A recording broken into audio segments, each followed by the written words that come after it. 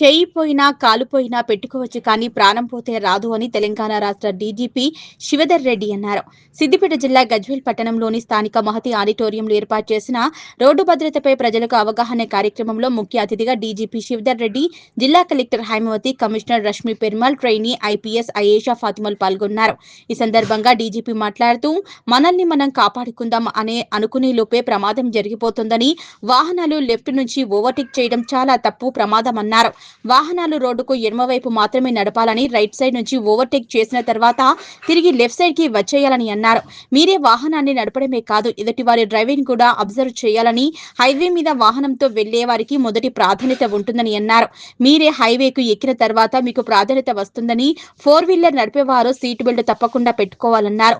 Auto డ్రైవర్లకు కాకి uniform ధరించి రావడం సంతోషించదగ్గ విషయమని, ఆటో వాళ్ళు వారి గౌరవ ప్రతిష్టలను కాపాడుకోకండి అని తెలిపారు. సమాజంలో మీ మీద గొప్ప నమ్మకం ప్రజల్లో ఉందని, రోడ్డు భద్రతపై ఎక్కడి నుంచో వచ్చి తాము చెప్పాల్సిన అవసరం లేదని, మీకు మీరుగా బాధ్యత కలిగి ఉండాలన్నారు. మీ అందరినీ ఇలా మా ఈ ప్రోగ్రామ్ కి పార్టిసిపేట్ చేసినందుకు మీ అందరికీ పోలీస్ డిపార్ట్మెంట్ తరఫున, సిద్దిపేట పోలీస్ డిపార్ట్మెంట్ తరఫున థ్యాంక్ యూ చెప్తున్నాను. లాస్ట్ 1 వీక్ నుంచి మేము ఈ అరైవ్ అలైవ్ మా డీజీపీ సార్ కాల్ పైన ఈ arrive alive campaign Siddipet district లో ఎవ్రీ డే ఒక్కొక్క వేరే ఇష్యూస్ మీద ఈ రోడ్ సేఫ్టీకి అవేర్నెస్ క్రియేట్ చేస్తున్నాం. ఈ క్యాంపెయిన్ మీ అందరి కోసం, ప్రజల కోసం భద్రత గురించి అవేర్నెస్ క్రియేట్ చేయాలని.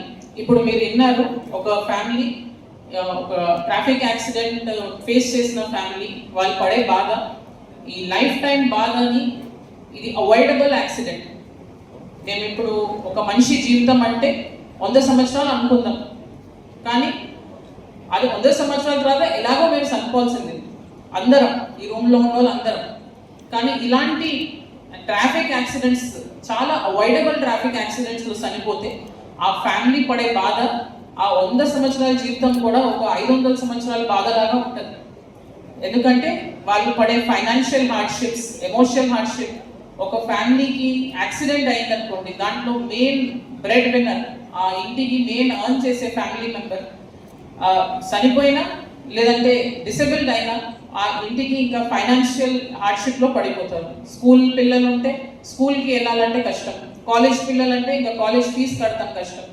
అలానే డిసెబిలిటీతో ఉన్నారంటే మెడికల్ ఫీజు, దెన్ ఆ రెగ్యులర్ ట్రీట్మెంట్, అలాంటి హార్డ్షిప్స్ వాళ్ళు చూస్తూ, మీరు ముందు కూడా విన్నాను, వాళ్ళు చెప్పారు, ఇన్స్పెక్టర్ చెప్పారు, మంచి స్కూల్కి వెళ్ళే వాళ్ళ పిల్లలు ఇప్పుడు ఇటుక బట్టి ఫ్యాక్టరీలో వర్క్ చేస్తున్నారని, ఇల్లు నడపాలని. సో మీరు దీంట్లో అర్థం చేసుకోవాల్సిన విషయం ఏంటంటే, ఇది చాలా అవాయిడబుల్. మీరు రాంగ్ సైడ్ డ్రైవ్ చేయకపోతే, సీట్ బెల్ట్ ధరిస్తే, హెల్మెట్ వేసుకుంటే, ట్రాఫిక్ రూల్స్ పాటిస్తే, ఇలాంటి చాలా అవాయిడబుల్ యాక్సిడెంట్స్ మీరు ప్రివెంట్ చేయగలరు. మీ ఫ్యామిలీకి ఈ ఒక ప్రామిస్ దట్ మీరు ఇంటికి బయటకు వెళ్ళారంటే క్షేమంగా తిరిగి వస్తారని, ఈ అరైవ్ అలైవ్ అనే కాన్సెప్ట్ ఈ ఒక విషయం మీదనే దట్ మీరు మీ ఫ్యామిలీస్కి ప్రామిస్ చేస్తున్నారు, ఇంటి నుంచి నేను ఇలా బయటకు వెళ్తున్నానంటే క్షేమంగా తిరిగి వస్తానని. ఇది చేయాలంటే ఈ కొన్ని చిన్న చిన్న విషయాలు, ఈ ట్రాఫిక్ రూల్స్ని పాటిస్తాము, ఇది చేస్తే మీ ఫ్యామిలీ ఇట్లాంటి యాక్సిడెంట్స్ అవ్వకుండా మంచి హెల్తీ ఫ్యామిలీగా, హ్యాపీ ఫ్యామిలీగా ఉంటుంది. అలానే డిఫెన్సివ్ డ్రైవింగ్ అని కూడా పీపీటీ పెట్టి మీ అందరికీ కూడా చెప్తాం జరిగింది. చాలాసార్లు మీ తప్పు ఉండదు, రోడ్డు మీద మీరు నడుపుతున్నారు, ఆపోజిట్ నుంచి నడిపే వాళ్ళు తప్పుగా నడుపుతుంటారు. అట్లాంటి దాంట్లో కూడా మీరు చిన్న చిన్న ప్రికాషన్స్ తీసుకొని వేగంగా నడపకుండా, ఓవర్ స్పీడింగ్ చేయకుండా ఉంటే అలాంటి ఇన్సిడెంట్స్ని మీరు అవాయిడ్ చేయగలరు. ఇప్పుడు ముందు నుంచి వచ్చే పర్సన్ తన కూడా రాంగ్ రూట్లో వస్తూ స్పీడ్గా నడుపుతూ వస్తున్నాడు అనుకోండి, మీరు అది దూరం నుంచే గమనించి అలర్ట్గా ఉండి డిఫెన్సివ్ డ్రైవింగ్ని పాటిస్తే మీరు ఆ యాక్సిడెంట్ని అవాయిడ్ చేయగలరు. సో రోడ్ మీద మీరు బండి ఎక్కారంటే వేరే పర్సన్ ఎలా నడుపుతున్నారో అది కూడా మీరు అలర్ట్గా ఉండి గమనించి చేయాలి. లాస్ట్లో ఆల్కహాల్ తాగి నడుపుతున్నారండి చాలామంది. ఇవాళ మేము పిలిపించింది డ్రైవర్స్ని, ఎందుకంటే మీలో ఈ అవేర్నెస్ చేయాలని. మీరు ఆల్కహాల్ మందు తాగి బండి నడిపారనుకోండి, అది ఒక యాక్సిడెంట్ అయితే అదొక మర్డర్ లాగానే. ఎందుకంటే మీకు తెలుసు, మీరు మందు తాగి బండి నడిపితే మీరు నార్మల్గా నడిపే దానికి అలర్ట్నెస్ ఉండదు. ఆ మత్తులో ఏం జరుగుతుందో కూడా మీకు తెలియదు. రీసెంట్గా ఒక 1 వీక్ బ్యాకే చెరియాల్ పోలీస్ స్టేషన్లో ఒక లారీ డ్రైవర్ మందు తాగి 200 వచ్చిందండి, దానికి ఆల్కహాల్ లెవెల్ 200. ఒక టీవీఎస్ స్కూటీని గుద్దేసి ఒక 17-year-old అమ్మాయి చనిపోయింది. ఆ అమ్మాయి తన లోకల్ తాతతో స్కూల్ కోసం అని బుక్స్ కొనుక్కుంటానికి వెళ్తుంది మార్నింగ్ 8 o'clockకి. ఎంగాల్ నుంచి వచ్చి ఈ లారీ డ్రైవర్ గుద్దేశాడు. మంచి యంగ్ లైఫ్, ఎంతో ఆశలతో వాళ్ళ పేరెంట్స్ ఫ్యూచర్లో కాలేజ్కి వెళ్ళి అమ్మాయి ఏదో వాళ్ళ న్యూ హైట్స్కి వెళ్తుంది అనుకుంటే అన్నెసరీ ఇది ఒకటి ఎంత పెద్ద తప్పు చేసి ఆయన ఇది అమ్మాయి జీవితం కోల్పోయింది. సో ఇలాంటి ఇన్సిడెంట్స్ మేము రోజు చూస్తుంటాం.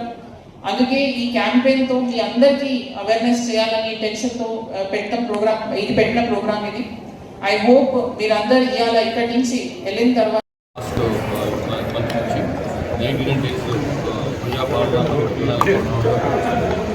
దాంట్లో భాగంగా వీక్ పాటు ఈ రోడ్ సేఫ్టీకి సంబంధించినటువంటి నిబంధనలు ప్రజలకు బాగా రోడ్ సేఫ్టీకి సంబంధించి బాగా అవేర్నెస్ క్రియేట్ చేయాలి. చాలామంది రోడ్ల మీద వెహికల్స్ తిరిగిపోయినాయి, రోడ్డు విస్తృతి తిరిగిపోయింది. అయినప్పటికీ కూడా రోడ్ల మీద నడుస్తున్న వాళ్ళకు వెహికల్స్ నడుస్తున్న వాళ్ళకు బేసిక్ ప్రికాషన్స్ లేవు, బేసిక్ రూల్స్ కంటే ఎక్కువ కూడా కామన్ సెన్స్తో డ్రైవింగ్ చేసుకోవాలి ప్రజలు. కాబట్టి వాళ్ళకి అవేర్నెస్ క్రియేట్ చేయాలి అనే విషయం అనే ఉద్దేశంతో అలైవ్ అని చెప్పి ఈ campaign for safer roads in Telangana అనే పేరుతో ఈ క్యాంపెయిన్ మొదలుపెట్టారు. ఇది ఒక 1 వీక్ ప్రోగ్రామో లేకపోతే 10 రోజుల ప్రోగ్రామో కాదు, ఇది మొత్తం ఎంటైర్ ఒక ఉద్యమంలాగా నడిపించాలి అనే ఉద్దేశంతో ప్రతి ఊరు, ప్రతి కడప, ప్రతి ఈ క్యాంపెయిన్ యొక్క ఉద్దేశం ఈ మెసేజ్ వెళ్ళిపోవాలి అనే ఉద్దేశంతో ఇది మొదలుపెట్టిన దానికి చాలా మంచి స్పందన ఉన్నది. ఆదిలాబాద్, నిర్మల్, సూర్యఘాట్ అట్లా పుత్తూరు లాంటి ఈవెన్ రిమోట్ ఏరియాస్లో కూడా పోయించిన లాస్ట్ 3-4 డేస్లో అందులో చాలా మంచి రెస్పాన్స్ ఉంది. ఈవెన్ ఇప్పుడు మామూలు ప్రాంతాల్లో గోల్డ్ గుడాల వాళ్ళు కూడా 100% మేము ఇది పాటిస్తామని చెప్పి వాళ్ళు గ్రామ పంచాయతీలు వాళ్ళ రెజల్యూషన్స్ కూడా పాస్ చేశారు. సో మంచి రెస్పాన్స్ ఉన్నది. దీన్ని లాస్ట్ 3 months నుంచి చేస్తున్నాం. ఇందులో జనవరి చేస్తున్నాం, డిసెంబర్ చేస్తున్నాం. జనవరిలో ఆనరబుల్ సీఎం గారు దాన్ని లాంచ్ చేసి ఈ లాంచ్ చేసిన ప్రోగ్రామ్ ఈ గవర్నమెంట్ ప్రోగ్రామ్లో కూడా భాగంగా చేస్తున్నాం. Only police department, transport department చేస్తే సరిపోదు, వాళ్ళ ఇది ఒక ఫుల్ ఆఫ్ ద గవర్నమెంట్ ఇనిషియేటివ్గా ఉండాలి. అన్ని వింగ్స్ ఆఫ్ ద గవర్నమెంట్, అన్ని ప్రభుత్వంలో ఉండేటువంటి అన్ని శాఖలు కూడా ఇందులో పార్టిసిపేట్ చేయాలి. అట్లనే ఒక ప్రభుత్వ వింగులేగా వింగ్స్ ఉన్న వాళ్ళు కాకుండా ఈవెన్ పొలిటికల్ ఎగ్జిక్యూటివ్స్ కూడా ఫంక్షనరీస్ కూడా రైట్ ఫ్రమ్ విలేజ్లో ఉండేటువంటి ఉండేటువంటి వార్డ్ మెంబర్స్ స్థాయి నుంచి వైస్ లెవెల్ స్థాయి, సీఎం స్థాయి వరకు అందరూ కూడా అనుభవాలు ఉంటాయి. పోలీస్ డిపార్ట్మెంట్, ట్రాన్స్పోర్ట్ డిపార్ట్మెంట్ కాకుండా ఇక్కడ అన్ని శాఖల వాళ్ళు అన్ని పొలిటికల్ ఎగ్జిక్యూటివ్ పార్టిసిపేట్ చేసిన బాగుంటుందని ఉద్దేశం ఈ కార్యక్రమం అనిపిస్తుంది. Thank you.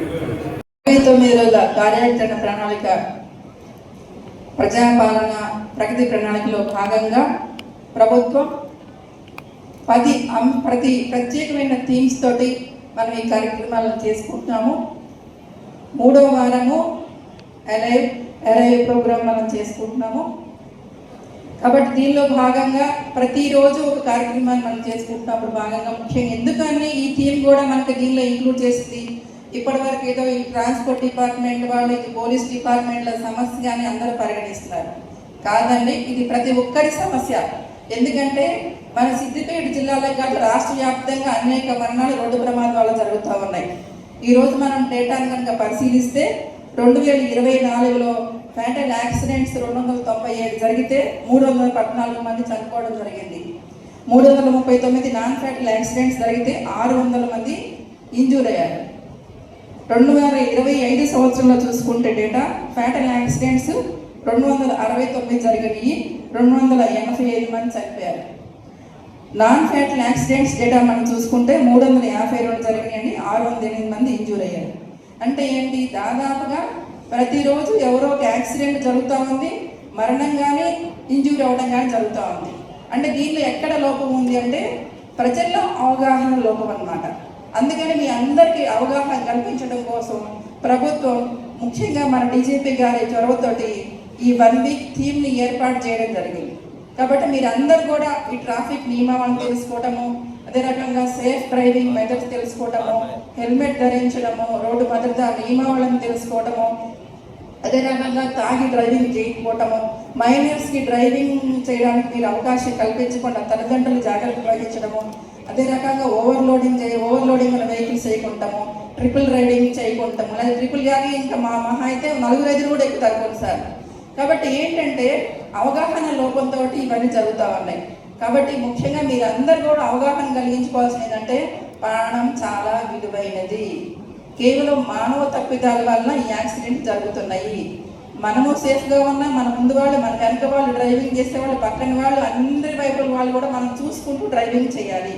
కాబట్టి తప్పకుండా మీరందరూ కూడా ఈ భద్రతా నియమావళిని తెలుసుకొని మీరందరూ కూడా మంచిగా డ్రైవింగ్ చేయాలని, మీరే కాకుండా మీ పక్కన వాళ్ళందరూ కూడా సేఫ్గా ఇంటికి వెళ్ళేటట్టుగా మీరందరూ తప్పకుండా అవగాహన కలిగించుకోవాలనుకోవడం జరుగుతుంది. ముఖ్యంగా ముందర కాన్సన్ట్రేషన్, నిద్రపోకుండా కూడా చాలామంది డ్రైవర్స్ కంటిన్యూస్గా డ్రైవింగ్ చేస్తుంటారు. 6 hours, 8 hours, 10 hours, 12 hours. దీనివల్ల ఏమవుతుందంటే వాళ్ళు ప్రాణాలకి గురవడమే కాకుండా ఎంతోమంది వేరే వాళ్ళకి కూడా యాక్సిడెంట్ చేయడం వల్ల ప్రాణాలకు గురవుతున్నారు. ఇంతమంది ప్రాణం పోతే ఎవరికైనా పోతే ఏమవుతుందంటే ఆ ఫ్యామిలీ ఫాదర్ కానీ చిల్డ్రన్ కానీ వాళ్ళని కనుక కోల్పోయినప్పుడు ఆ యొక్క లోపాన్ని ఎవరూ సవరించలేరు. ఎందుకంటే ఒక ఫ్యామిలీ హెడ్ కనుక చనిపోతే ఆ ఫ్యామిలీలో ఎవరు వాళ్ళ యొక్క ప్లేస్ని భర్తీ చేయలేరు. తండ్రి ప్లేస్ని ఎవరు భర్తీ చేయలేరు, మదర్ ప్లేస్ని ఎవరు భర్తీ చేయలేరు. చిల్డ్రన్ చనిపోతే కనుక ఆ ఫ్యామిలీ తల్లిదండ్రులు ఎంతో సఫర్ అవుతారు. మళ్ళీ వాళ్ళని తిరిగి ఎవరో తీసుకురాలేరు. కాబట్టి ప్రాణం విలువైనది. కాబట్టి తప్పకుండా మీరందరూ కూడా రోడ్డు భద్రతా నియమాలను తప్పకుండా పాటించాలని, దీన్ని ప్రత్యేక శ్రద్ధ తీసుకోవాలని కోరుకుంటున్నాను. Thank you.